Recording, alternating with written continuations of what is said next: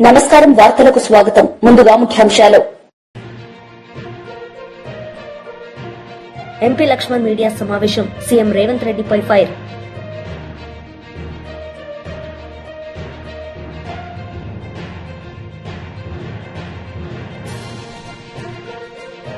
Minister Savitha media సమావేశం. మాజీ CM Jagan పై fire.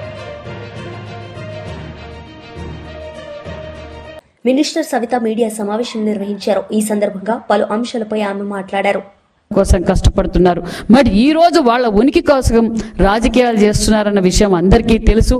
మరి గత 5 ఏళ్లలో జగన్మోహన్ రెడ్డి గారు పెట్టిపోయిన బకాయిలు, ధాన్యం కొనుగోలు బకాయిలు కూడా సుమారుగా 1680 కోట్ల రూపాయలు నిధులు కూడా. ఎందుకంటే రైతన్నలు ఇబ్బంది పడకూడదు, రాజకీయాలు కాదు ముఖ్యం, రైతన్నలు ఇబ్బంది పడకూడదు అన్న ఉద్దేశంతో మాన్యశ్రీ ముఖ్యమంత్రి చంద్రబాబు నాయుడు గారు 1680 కోట్లు బకాయిలు కూడా, గత ప్రభుత్వం బకాయిలు కూడా ఎన్డీఏ ప్రభుత్వమే చెల్లించిందనే విషయం కూడా తెలియజేస్తున్నాం. అదే విధంగా నాణ్యతమైన ఎరువులు కావచ్చు, నాణ్యతమైన మందులు కావచ్చు, అదే విధంగా గత 5 సంవత్సరాలుగా డ్రిప్ ఇరిగేషన్ లేక, స్ప్రింక్లర్లు లేక, ఏ విధంగా పనిముట్లు లేక కూడా రైతన్నులు ఇబ్బంది పడ్డారన్న విషయం ప్రజలందరికీ తెలుసు. మరి మీరు ఏం చేశారు రైతుల కోసం? మీరు ముఖ్యమంత్రిగా 5 సంవత్సరాలుగా ఉన్నప్పుడు రైతన్నులకు ఏం చేశారు? రాయలసీమ రైతులు ఏ విధంగా ఇబ్బంది పడుతున్నారు? రాయలసీమ రైతులు నీరు లేక, సాగునీరు, తాగునీరు, ఆ రోజు 2019 ఎన్నికల సమయంలో నేను ఇరిగేషన్ ప్రాజెక్టులు కొత్తవి చేస్తాను, రిజర్వాయర్లు కడతాను, అదే విధంగా కాలువలు వెడల్పు చేసి ప్రతి ఎకరంకు నీళ్లు ఇస్తానని చెప్పి ఓటేపించుకొని, మరి ఆ కనీసం ఆ రిజర్వాయర్ల నుంచి కాలువలు కూడా తట్టెడు మన్ను కూడా వేయకుండా ద్రోహి జగన్మోహన్ రెడ్డి గారు ఈ రోజు మాట్లాడుతున్నారా? కనీసం తన సొంత జిల్లాలో, అన్నమయ్య జిల్లాలో రిజర్వాయర్, అన్నమయ్య డ్యామ్ కొట్టకపోతే కనీసం దాని మెయింటెనెన్స్ కూడా చేయలేని చాతగాని మాజీ ముఖ్యమంత్రి జగన్మోహన్ రెడ్డి గారు, రైతుల ద్రోహి జగన్మోహన్ రెడ్డి గారు. అంత చెడగా పరదాలు కట్టుకొని ఒక పక్క ఆయన ఎప్పుడు భూమి మీద తిరగల, గాల్లోనే తిరిగారు జగన్మోహన్ రెడ్డి గారు. ఇప్పుడేమో ప్రేమ పుట్టింది, ప్రజలంటే ప్రాణం అన్నట్టుగా 2 రోజులేమో విజయవాడలో ఉంటారు, 4 రోజులేమో బెంగళూరులో ఉంటారు. ఇక్కడ గొడవలు పెడతారు, అక్కడికి వెళ్ళిపోతారు, అక్కడేమో పబ్జీ గేమ్ ఆడుకుంటూ ఉంటారు. మరి ఇది జగన్మోహన్ రెడ్డి గారు చేస్తుండే పని ప్రజలందరికీ తెలుసు. వైసీపీ పార్టీలో ఉండే నాయకులు కూడా ఆలోచించుకుంటారు. ఆయన భయం ఏమీ లేదు, ఉన్నవాళ్ళు ఏదో వాళ్ళు కూడా ఊడిపోతారేమో, వాళ్ళు కూడా వెళ్ళిపోతారేమో అని ఇచ్చి ఉనికి చాటుకునే ప్రయత్నాలు తప్ప ఇంకేమీ లేదు. జగన్మోహన్ రెడ్డి గారు మరి వంశీ గారిని అరెస్ట్ చేస్తే ఎంత విలవిలాడిపోతున్నారో. మరి చట్టబద్ధంగా మేము రాజారెడ్డి రాజ్యాంగం కొనసాగించటం లేదు, డాక్టర్ బిఆర్ అంబేద్కర్ రాజ్యాంగాన్నే ఆంధ్రప్రదేశ్లో నడుస్తుందన్న విషయం మీరు గుర్తుంచుకోండి. చట్టం తన పని తను చేసుకుంటూ పోతుంది. ఏందండి మీరు మాట్లాడడం? పోలీసులు రిటైర్డ్ అయినా ఎక్కడున్నా తీసుకొచ్చి గుడ్డలు ఉడగొడతారా? అంటే ఏం మాట్లాడుతున్నారు మీరు? మీకేమన్నా మీరు వాడుతున్న మెడిసిన్ పనిచేస్తా ఉందో లేదో లండన్ మెడిసిన్ ఒకసారి చెక్ చేయించుకోండి, లేదా డోస్ పెంచుకోండి. మీరు ప్రజాస్వామ్యంలో ఉన్నారా లేకపోతే ఏమనుకుంటున్నారో మాకు అర్థం కావడం లేదు. అమరావతి మహిళలను ఏం చేశారండి? అంతేకాకుండా మరి మా మీద గత 5 సంవత్సరాల్లో నా మీద ఎన్ని కేసులు పెట్టారు? నా క్రషర్లో నేనే దొంగతనం చేశాను, రాత్రి అర్ధరాత్రిలో మీరు కేసులు కడతారు, సెక్షన్లు కూడా మీరే చెప్తారు పోలీసులకు. మరి అప్పుడు కనిపించలేదా మీకు? అంతేకాకుండా మరి అచ్చెన్నాయుడు గారిని ఏం చేశారు? అదే విధంగా స్పీకర్ అయ్యన్న పాత్రుడు గారిని ఏం చేశారు? మరి కొల్లు రవీంద్ర గారు కావచ్చు, జేసీ ప్రభాకర్ రెడ్డి గారు కావచ్చు, అదే విధంగా త్రిపులార్ గారు, మరి వీళ్ళంతా కనిపించకపోయినా కనీసం ఎంతో సీనియర్ నాయకులు. ఎంపీ లక్ష్మణ్ మీడియా సమావేశం నిర్వహించారు. ఈ సందర్భంగా పలు అంశాలపై ఆయన మాట్లాడారు.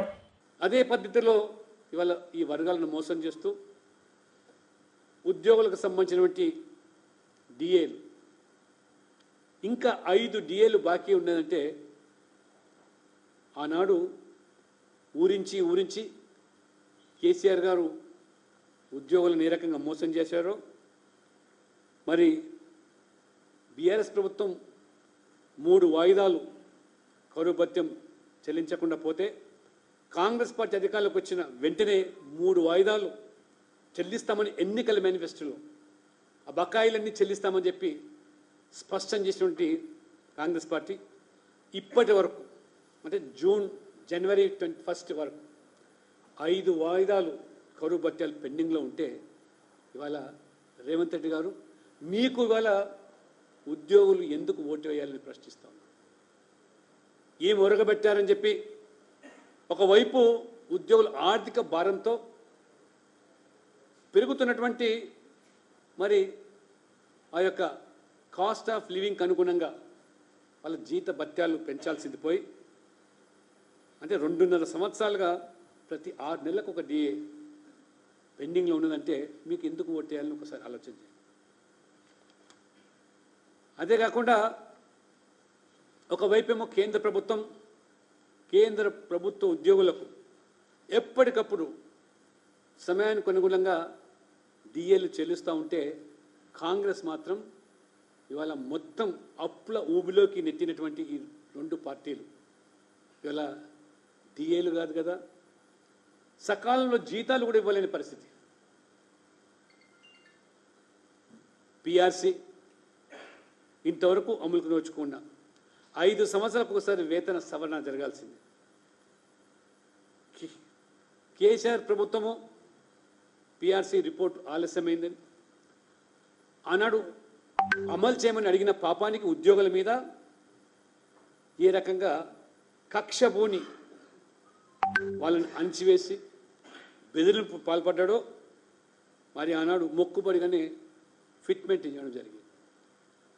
కానీ ఈ 2023 జూలై 1 నుండి అమలు కావాల్సిన కొత్త పిఆర్సీ అది దిక్కు దివాణి లేకుండా పోవడం, అసలు ఇంతకు ఆ వేతన సంఘం ఇవాళ ఉందా లేదా అనేటువంటి ప్రశ్న.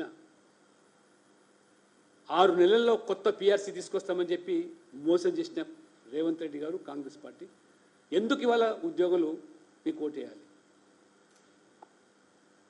ఇవాళ ఉద్యోగుల ఆరోగ్య భద్రత పూర్తిగా ఇవాళ గండిపడింది. ఉమ్మడి రాష్ట్రంలో మెడికల్ రీఎంబర్స్మెంట్ స్కీమ్ ఉంటే కేసీఆర్ గారు దాన్ని క్యాష్లెస్ ఆరోగ్య పథకాన్ని ప్రవేశపెట్టి చివరికి ఉద్యోగుల మీదనే ఆ భారం Mopadu. GOMs 186 YSRCP official spokes person Yanamala Nagarjuna Yadav media సమావేశం నిర్వహించారు. ఈ సందర్భంగా పలు అంశాలపై ఆయన మాట్లాడారు. 19-24 మధ్య కాలంలో జగన్మోహన్ రెడ్డి గారు ముఖ్యమంత్రిగా ఉన్నప్పుడు ఈ చంద్రబాబు నాయుడు గారు ఏం చెప్పారు? అసలు చూడండి తమ్ముళ్ళు, జగన్మోహన్ రెడ్డి గారు ఛార్జీలు పెంచాడు, చంద్రబాబు నాయుడు గారు వస్తే అసలు ఛార్జీలే పెంచమని చెప్పాడు. మరి చంద్రబాబు నాయుడు గారు ఛార్జీలు పెంచనంటున్నాడు, ఇది నిజమేనా అనుకునే లోపు మరి చంద్రబాబు నాయుడు మాటలు ఎవరు నమ్ముతారా బాబు? ఇంతకుముందు ఛార్జీలు పెంచారు అని అంటే పిట్టల్ని కాల్చినట్టు పోలీసుల్ని పెట్టి పిట్టల్ని కాల్చినట్టు కాల్చి పడేసినటువంటి చరిత్ర చంద్రబాబుకు ఉంది. చంద్రబాబు నాయుడు మాటలు ఎవరో నమ్మద్దని ప్రజలు డిసైడ్ అయ్యారు. అరే ఇట్టయితే అసలు నమ్మట్లేదని చంద్రబాబు నాయుడు గారు ఏం చెప్పారు? లేదు ఛార్జీలు పెంచకపోవడమే కాదు 30% తగ్గిస్తా అని చెప్పాడు. మరి సూపర్ 6 హామీలు అంటాడు, ఛార్జీలు తగ్గిస్తా అంటాడు, ఛార్జీలు పెంచనంటాడు. చంద్రబాబు నాయుడు సంపద సృష్టించి మనకి ఏదో చేస్తాడు అని ఈ వంది మగదులు వీళ్ళందరూ ప్రచారం చేసుకున్న తర్వాత చంద్రబాబు నాయుడు గారు మొత్తానికి గద్దెనెక్కాడు. గద్దెనెక్కిన తర్వాత హామీలను తొంగలో తొక్కినట్టే సామాన్యుడి నెత్తి మీద పెద్ద గుదిబండ వేశాడు. ఏమిరా గుదిబండ అంటే, ఈయన ముఖ్యమంత్రి అయిన తర్వాత 2024లో అక్టోబర్లో దీపావళి వచ్చింది. ఈ దీపావళిలో ప్రజలందరూ సంతోషంగా ఉంటే చంద్రబాబు నాయుడు గారికి ఇష్టం ఉండిద్దా? అందుకని 25 అక్టోబర్ 2024న ఏం చెప్పాడంటే, ద కమిషన్ అప్రూవ్డ్ FPPCA అంటే fuel and power purchase cost adjustment పేరుతో ఆంధ్రప్రదేశ్ రాష్ట్రంలో సుమారుగా 6,072 కోట్ల రూపాయలు అదనపు భారాన్ని ఆంధ్రప్రదేశ్ రాష్ట్రంలో ఉన్నటువంటి విద్యుత్ వినియోగదారుల మీద వేస్తున్నామని చెప్పి ఒక ప్రెస్ రిలీజ్. ఇది బడవా దీపావళి పండుగ రోజు చంద్రబాబు నాయుడు గారు ఇచ్చినటువంటి కానుక. సరే, ఈ దెబ్బ నుంచి కాస్త తేరుకునే లోపు మళ్ళీ 29 నవంబర్ 2024న ఈసారి డోసు పెంచాడు చంద్రబాబు నాయుడు. 9,412 కోట్ల రూపాయలు. చంద్రబాబు నాయుడు గారు ముఖ్యమంత్రి అయినటువంటి మొదటి 6 నెలల్లోనే సుమారుగా 15,780 కోట్ల రూపాయల అదనపు భారాన్ని ట్రూ అప్ ఛార్జీల పేరున సామాన్యుడి పైన నెత్తి మీద వేసి కోలుకోలేకుండా దెబ్బతీశాడు. ఈరోజు మళ్ళా కొత్త కథ మొదలైంది. ఈ కొత్త కథ ఏంది? రిటైల్ సప్లై టరీఫ్ అని వచ్చే ఆర్థిక సంవత్సరానికి ఒక రిపోర్ట్ రిలీజ్ చేశాడు. ఈ రిపోర్ట్ రిలీజ్ చేసి ఏం చెప్పారంటే, లేదు లేదు లేదు లేదు లేదు ఈసారి ఎట్టి పరిస్థితుల్లోనూ మేము కరెంటు ఛార్జీలు పెంచము అన్నాడు. మరి నిజమేనేమో అనుకొని ఒకసారి ఈ రిపోర్ట్ చూద్దామని చెప్పాం. ఈ రిపోర్ట్ 347 పేజీలు ఉంది. పాపం ఎవరు చదువుకోలేరేమో అని చూసుకుంటే పేజీ నెంబర్ 153లోకి వెళ్దాం. పేజీ నెంబర్ 153లో చంద్రబాబు నాయుడు చేసినటువంటి ఒక గిమ్మిక్కు, నిజంగా మాయల మాంత్రికుడు కూడా, ఫకీర్ కూడా ఇప్పుడు ఇటువంటి పనులు చేయరు. ఏం చెప్పారు ఈయన అద్భుతంగా. ఇంతకుముందు హెచ్డి కనెక్షన్స్ అంటే హై టెన్షన్ కనెక్షన్స్ ఉన్న వాళ్ళకి పీక్ అవర్స్ అంటే ఉదయం 6 గంటల నుంచి 10 గంటల వరకు, సాయంత్రం 6 గంటల నుండి రాత్రి 10 గంటల వరకు పీక్ అవర్స్ ఉంటాయి. ఈ పీక్ అవర్స్లో ఎవరైనా సరే కరెంట్ ఎక్కువ వాడితే సాధారణ ఛార్జీల కంటే BRS leader Dasoju Shravan Kumar media సమావేశం నిర్వహించారు. ఈ సందర్భంగా పలు అంశాలపై ఆయన మాట్లాడారు. కుట్రపూరితమైన ప్రయత్నం చేస్తా ఉండు. ఈ దుర్మార్గం ఎంత నీచమైంది అంటే, వాళ్ళ వంశకృష్ణ అని చెప్పని ఆ కంప్లైంట్ లో అంతర్భాగమైనటువంటి ఇంకొక వ్యక్తిని పట్టుకొచ్చి అరెస్ట్ చేసి స్థానిక west zone DCP Vijay Kumar, Panjagutta ACP Mohan Kumar, ఇంకా కొంతమంది ఆఫీసర్లు హరీష్ రావు పేరు చెప్తావా సస్తావా అని చెప్పని వంశీకృష్ణను బెదిరించి వాళ్ళ ఫోర్స్డ్ కన్ఫెషన్స్ కోసం ఇవాళ దుర్మార్గమైన ప్రయత్నం చేస్తా ఉన్నారు. చట్టానికి వ్యతిరేకం, సిఆర్పిసికి వ్యతిరేకం, భారత రాజ్యాంగ స్ఫూర్తికి వ్యతిరేకమైనటువంటి చర్యలకు పాల్పడుతూ ఇవాళ ఏ రకంగా సరే అడ్డమైన దారిలో హరీష్ రావు గారిని నిర్బంధించాలని ప్రయత్నం చేస్తా ఉన్నారు. మిత్రులారా, గత సంవత్సరన్నర కాలంగా చూసినట్టయితే అనేక పర్యాయాలు కేసీఆర్ గారిపైన, కేటీఆర్ గారిపైన, కవిత గారిపైన, ముఖ్యంగా హరీష్ రావు గారిపైన అనేక మార్లు దాడులు చేసే ప్రయత్నం చేసిండ్రు. ఖమ్మంలో దాడులు చేస్తే కేసు పెట్టమంటే ఉల్టా వాళ్ళ హరీష్ రావు గారిపైన కేసు పెట్టి నిర్బంధానికి గురి చేసే ప్రయత్నం చేసిండ్రు. ఇవాళ చక్రధర్ అనేటువంటి ఒక ఊరు పేరు లేని వ్యక్తి కంప్లైంట్ ఇస్తే ఆ కంప్లైంట్ ఆధారంగా ఫోన్ ట్యాపింగ్ హరీష్ రావు చేసిండ్రు అని చెప్పని అతన్ని వాళ్ళ జైల్లో పెట్టాలని ప్రయత్నం చేస్తా ఉన్నారు. సాక్షులను బెదిరించి అదిరించి చట్టాన్ని గుప్పెట్లో పెట్టుకుని రేవంత్ రెడ్డి చేతిలో కీరు బొమ్మలుగా మారిన కొంతమంది పోలీస్ అధికారులు ఇవాళ దుర్మార్గమైన రీతిలో వ్యవహరిస్తా ఉన్నారు. మేము ఒకటే విజ్ఞప్తి చేశాం జితేందర్ గారికి, పార్టీలు ఉంటాయి పోతాయి, అధికారం ఉంటుంది పోతుంది, కానీ custodians of the constitution police are permanent. ఒకప్పుడు తెలంగాణలో పోలీసులు అంటే గర్వపడే వాళ్ళం, ఫ్రెండ్లీ పోలీస్ అని చెప్పని, చట్టానికి రాజ్యాంగానికి లోబడి పనిచేసే పోలీస్ అని. కానీ ఇవాళ రేవంత్ రెడ్డికి ఇవాళ ప్రైవేట్ ఆర్మీ లెక్క పనిచేస్తున్న పరిస్థితి చూస్తా ఉన్నాం. రేవంత్ రెడ్డి చెప్పు చేతుల్లో పనిచేస్తూ ఇవాళ ప్రతిపక్ష పార్టీ నాయకుల గొంతుల్లోకే ప్రయత్నం చేస్తా ఉన్నారు. సామాజిక మాధ్యమకారుల పైన, ప్రతిపక్ష పార్టీ నాయకుల పైన, ముఖ్యంగా కేటీఆర్, హరీష్ రావు గారు లాంటి వాళ్ళ పైన కేసులు పెట్టి వాళ్ళ అణచివేత ప్రయత్నం చేస్తా ఉన్నారు. రేవంత్ రెడ్డి ఒకటే విషయం గుర్తుపెట్టుకోవాలా, ఎంతెంత అయితే అణచివేతకు పాల్పడతాడో అంతకు ఉవ్వెత్తుగా ఇవాళ బీఆర్ఎస్ పార్టీ ఎలిసిపడుతుంది. హరీష్ రావు గారి పైన కానీ, కేటీఆర్ గారి పైన కానీ ఇటువంటి కీలక నాయకుల పైన చేయి వేసే ప్రయత్నం చేస్తే, తప్పుడు కేసులు వేసే ప్రయత్నం చేస్తే ప్రజల ఆగ్రహావేశాలకు కొట్టుకపోక మానవు అని చెప్పని ఇవాళ రేవంత్ రెడ్డి గుర్తుపెట్టుకోవాలని చెప్పని కోరుతా ఉన్నాము. ముఖ్యంగా పోలీస్ అధికారులను, అయ్యా మీకు జీతం ఇచ్చేది రేవంత్ రెడ్డి కాదు, మీకు మీ నెత్తిన టోపీ పెట్టింది రేవంత్ రెడ్డి కాదు. రేపు పొద్దుగాల మీరు ఇట్లే వ్యవహరిస్తే మేము డిఓపీటీకి పోతాం, డిపార్ట్మెంట్ ఆఫ్ పర్సనల్ ట్రైనింగ్ పోతాం, నేషనల్ హ్యూమన్ రైట్స్ కమిషన్ దగ్గర పోతాం. ఉన్న టోపీలు మీ బెల్టులు కూడా ఊడిపోతాయి ఇట్లే కనుక వ్యవహరించినట్టయితే. ఈ రకంగా రాజ్యాంగానికి వ్యతిరేకంగా వ్యవహరించినట్టయితే, మీకున్నటువంటి ఒక విస్తృస్థాయి అధికారులను దుర్వినియోగం చేసే ప్రయత్నం చేస్తే మీ టోపీలు పోతాయి, మీ బెల్టులు పోతాయి, మీ ఉద్యోగాలు పోతాయి అనే విషయాన్ని దయచేసి గుర్తుపెట్టుకోవాలని చెప్పి తెలియజేస్తున్నాం. చూస్తా ఉన్నాం పక్క రాష్ట్రాల్లో ఎవరైతే అధికారులు విచ్చలవిడిగా వ్యవహరిస్తే వాళ్ళు ఇవాళ ఉద్యోగాలు కోల్పోయి బయట ఉన్న పరిస్థితి చూస్తూ ఉన్నారు. మీరు కూడా అటువంటి ఒక పరిణామాన్ని ఎదుర్కొంటారా మీరు తేల్చుకోవాలని చెప్పి సందర్భంగా తెలియజేస్తా ఉన్నారు. దమ్ముంటే దొంగనం పట్టుకోండి, క్రిమినల్స్ పట్టుకోండి, కానీ ప్రజల కోసం కొట్లాడుతున్న ప్రజా గొంతుకల పైన, హరీష్ రావు గారి పైన తప్పుడు కేసు పెట్టాలనే ప్రయత్నం చేస్తే మాత్రం తస్మాత్ జాగ్రత్త, తగిన మూల్యం మీరు చెల్లించుకుంటారని చెప్పి సందర్భంగా నేను తెలియజేస్తా ఉన్నాను. హైకోర్టు ఈ కేసులో స్పష్టంగా చెప్పింది, ఇది తప్పుడు కేసు, ఈ మొత్తం కూడా ఒక తప్పుడు కేసు, దీని మొత్తం ఇన్వెస్టిగేషన్ ఆపేయాలని చెప్పిన తర్వాత కూడా పోలీసులు రేవంత్ రెడ్డికి తొత్తులు లెక్క వ్యవహరిస్తూ యొక్క వ్యతిరేక పాల్పడటం నేరం.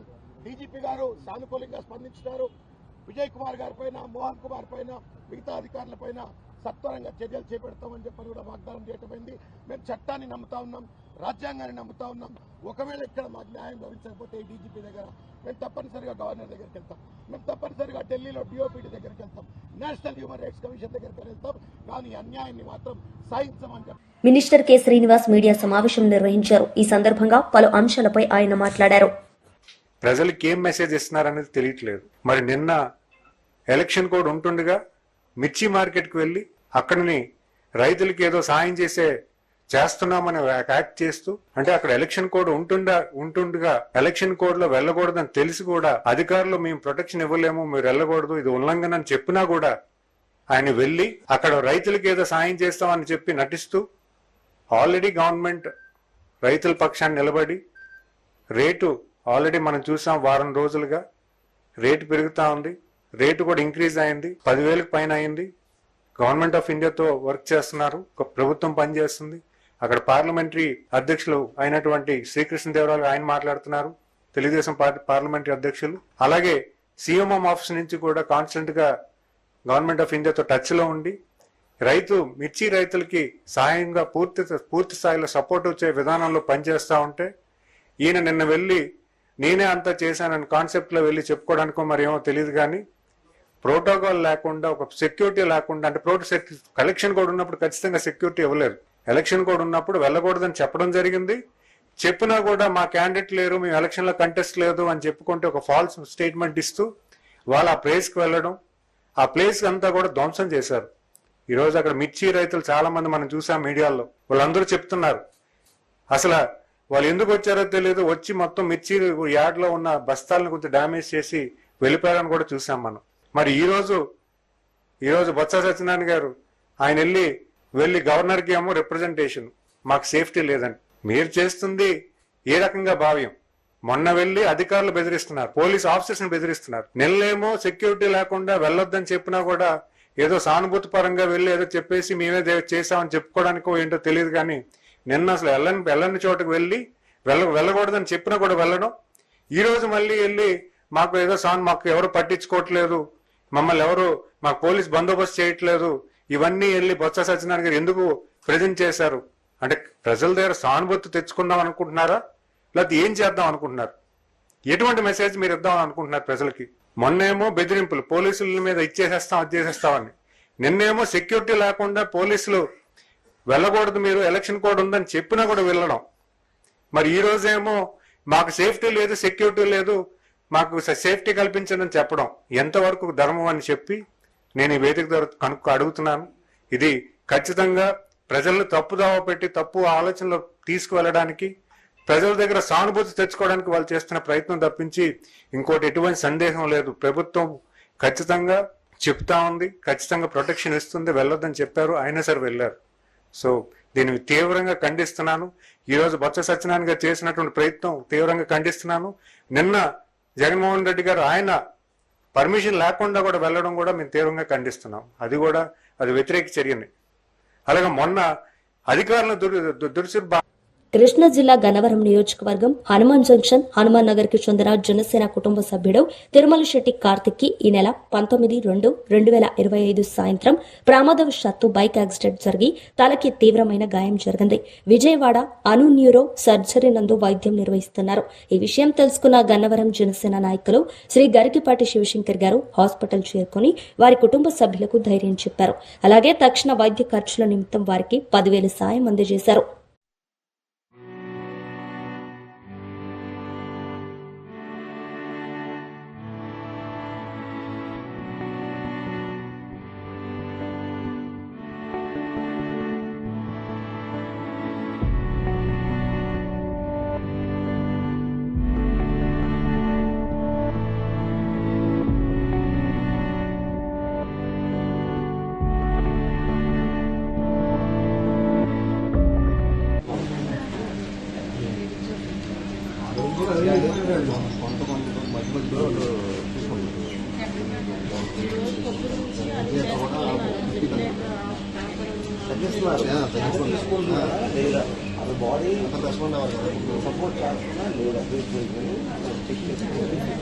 బొమ్మనహల్లి మండలం చంద్రగిరి గ్రామం కృష్ణమూర్తి గారి హత్యానంతరం వారి కుటుంబానికి సర్వే చేసి ఇవ్వాల్సిన భూమి ఏదైతే ఉందో వారి కుటుంబానికి సరైన పద్ధతిలో సర్వే చేసి ఇవ్వకుండా అడ్డంకులు చెబుతూ సంవత్సరాలు గడుపుతూ ఆఫీసుల చుట్టూ వారి కుటుంబాలను పరుగులు తీస్తున్న బొమ్మనహల్లి మండలం ఎంఆర్ఓ గారి ఆఫీస్ దగ్గర నిరసనగా చంద్ర మహేష్ రాయలసీమ రీజియన్ చైర్మన్ ఆంధ్రప్రదేశ్ ఆర్యవైశ్య మహాసభ మాట్లాడుతూ ప్రతి ఆర్యవైశ్యులు ఐకమత్యంతో ముందుకు రావాలని పిలుపునిస్తున్న దృశ్యం జై వాసవి జై జై వాసవి. ఏమైనా వాళ్ళ యొక్క ఒత్తుల్లో ఇంకో ఇటువంటి యొక్క దేనికి లొంగిపోయినారో అర్థం కావడం లేదు. చలానా కట్టేది గవర్నమెంట్కు పని చేయమని, చలానా కట్టినా కూడా ఎన్నిసార్లు చలానా కట్టినా కూడా కొలతలు వేయకోకుండా పక్కదారులో పట్టిస్తూ ఒక అడ్వకేట్ ఇచ్చే నోటీస్ అంటే అది చెల్లదు, ఎవరికి చెల్లదు. నోటీసులు ఎంతమంది అయినా ఎన్ని లాయర్లు అయినా పంపిస్తారు. జడ్జి గారు చెప్తేనే, మెజిస్ట్రేట్ గారు చెప్తేనే దాని పరిగణన తీసుకోవాల్సింది అధికారులు అది కూడా తెలుసుకోకుండా ఒక కోర్టు నోటీసు కాకోకుండా లాయర్ నోటీసుకు ప్రిఫరెన్స్ ఇస్తున్నారంటే కేవలం ఈ యొక్క కార్యక్రమాన్ని వాయిదా వేయడం కోసమే. చంద్రగిరి భవిష్యత్తులో స్పోర్ట్స్ హబ్ గా గుర్తింపు పొందుతుందని టీడీపీ రాష్ట్ర కార్యనిర్వాహక కార్యదర్శి డాలర్స్ గ్రూప్ అధినేత డాక్టర్ సి దివాకర్ రెడ్డి ఆశాభావం వ్యక్తం చేశారు. Andhra Pradesh tennis ball cricket association ఆధ్వర్యంలో చంద్రగిరి బాయ్స్ హైస్కూల్ వేదికగా శుక్రవారం జరిగిన టెన్నిస్ బాల్ స్టేట్ ఛాంపియన్షిప్ 2025 ముగింపు కార్యక్రమానికి ఆయన ఎమ్మెల్యే పునివర్తి నానితో కలిసి ముఖ్య అతిథిగా పాల్గొన్నారు. ఈ సందర్భంగా దివాకర్ రెడ్డి మాట్లాడుతూ చంద్రగిరి నియోజకవర్గంలోని పలు పంచాయతీల్లో ఎంతో ప్రతిభగల యువత ఉన్నారని, వారిని క్రీడల వైపు ప్రోత్సహిస్తే రాష్ట్ర జాతీయ స్థాయిలో రాణించగలరని పేర్కొన్నారు. వార్తలు ముగించే ముందు ముఖ్యాంశాలు మరోసారి.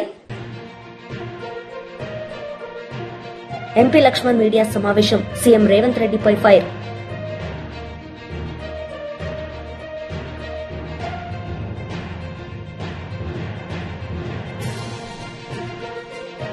మినిస్టర్ సవితా మీడియా సమావేశం, మాజీ సీఎం జగన్ పై ఫైర్.